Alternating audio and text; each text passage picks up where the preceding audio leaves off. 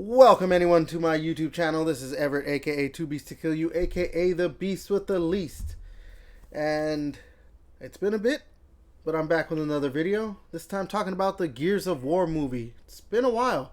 It's one of the first videos I actually put on my YouTube channel when I really started getting into doing this YouTube stuff. But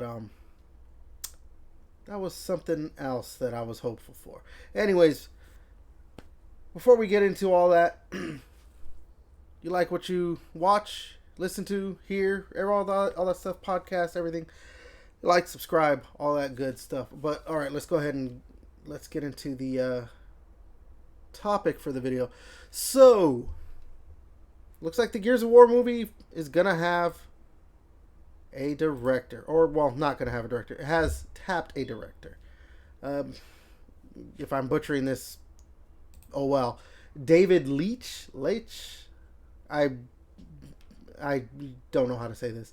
Looks like he's been tapped to direct the Gears of War movie for Netflix. Also, John Spates, he wrote Dune apparently, is tapped to write the script. This is via, what, THR, I'm assuming that's the Hollywood Reporter? Yeah. A Hollywood Reporter, so this is credible.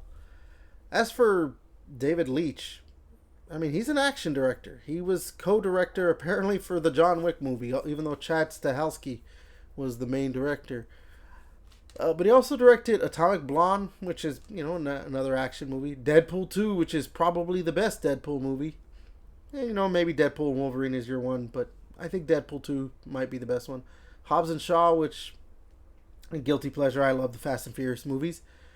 Bullet Train, I've never seen, but I've heard good things. And then The Fall Guy, which apparently was a pretty good movie, but just, I think, bombed at the box office. So yeah, I think this is a good thing. If this is actually what it is, that they are tapping a action director to direct the Gears of War movie for Netflix.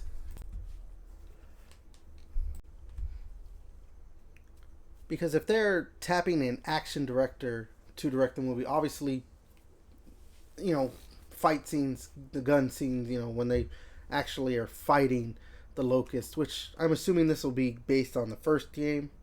We'll see. It's not like Gears of War is popular enough to do something like with the God of War show, where they're clearly going with the God of War or a certain section of Gears being popular enough in the wider aspect of everything. That, like with God of War, where they're going with the Norse stuff for the show, they'll probably just do Gears of War 1.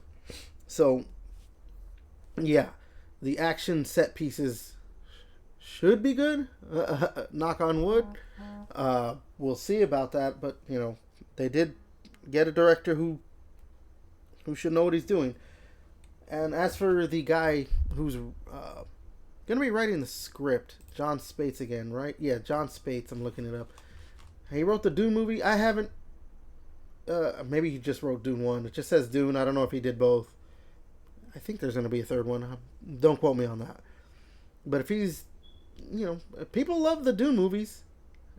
So, you know, it gives me hope that at least if they are adapting the Gears 1 movie or game, probably going to add in some lore from the actual games to flesh it out a little bit more, because I mean, honestly, if you just do the game beat for beat,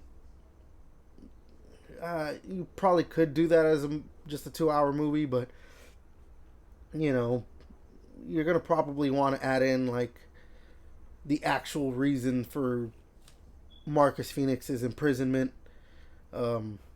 Not just be like, oh, I'm looking for someone, when it came to Dom, where he was like, oh yeah, I'm looking for someone, and then they elaborate more in the second game that, oh, he's looking for his wife and things like that. Or maybe they'll, you know, they want to have stuff where scenes that lead up to Emergence Day, E-Day, or a scene that is basically set up like, oh, actual E-Day, things like that. So you're going to want someone who's going to write a script and make it at least somewhat good. So if you're getting the guy who wrote the Dune movies, you're trying to get someone who, okay, these movies were well received, at least story wise and all that stuff. Um, yeah, and I mean, it's Netflix. I mean, they tend to throw a lot of money at a lot of their stuff, not necessarily at the best things that they should be throwing all that much money at. You know, like there was a lot of movies with The Rock in it, Dwayne Johnson or whatever. Which speaking of him, Dwayne Johnson, I really hope they don't put him in the movie. I like Dwayne Johnson as much as the next guy when it comes to action movies and whatnot and whatever, but I just don't think he should be. I mean, a lot of people have said that they want Dave Bautista, to be Marcus Phoenix. I mean, I think he's lost a lot of muscle mass, so I just don't think he would work regardless anyway. But I just never thought, I never liked his look. I know that, you know, they added him in Gears 5 as like a skin and all that stuff, you know, for Marcus, like, and it was his voice, but I was just never into that into that like fan casting. So, but I mean, at this point too, I don't know how old Batista is. I'd have to let me see. Let me look it up real quick how old the guy is, because that's the other thing. If you're gonna be making a series too, there's supposed to be an animated series. Maybe you might want to have these people be in, you know, whoever they cast in the movie. They might do voices in the animated show. You probably want someone who's going to be doing this for a while, especially if they want to do more movies. You know, adapt Gears 2, 3, maybe 4 or 5, stuff like that. So yeah, Batista's 56. You at this point, you don't want to cast him as Marcus Phoenix. You're probably going to want to cast some younger people for Marcus Phoenix, Dom Santiago, Coltrane, and Baird. You know, there's Anya. There's a bunch of other characters. Yeah, the only old person you want is obviously going to be Hoffman, or yeah, or if they decide to have like Prescott and everything. So yeah, if you're wondering if I have any idea of who I would cast in those roles, I'm telling you right now, I have no clue. As I said, I think they should go younger, and if I'm trying to think of younger people who could fit that mold of like big muscly dude and, you know, look somewhat the part, or maybe at least, well, yeah, look somewhat the part, but also could do, especially Marcus Phoenix, that gravelly, like, you know, that, oh yeah, I'm Marcus Phoenix. Obviously I can't do that voice, but you know, you're trying to do a gravelly voice, try and emulate John DiMaggio's just growls. You know, I can't think of any actors like, you know, if this would have been 10 years ago, I'd have been like, yeah, you know what, fuck it, perfect, get Batista, get Ryan Reynolds as Baird, get fucking Lester Spate, the guy who voices Coltrane, as Augustus Cole. As for Dom, I really don't have any like Hispanic actors in mind. I mean, maybe you don't need to get such big muscly men.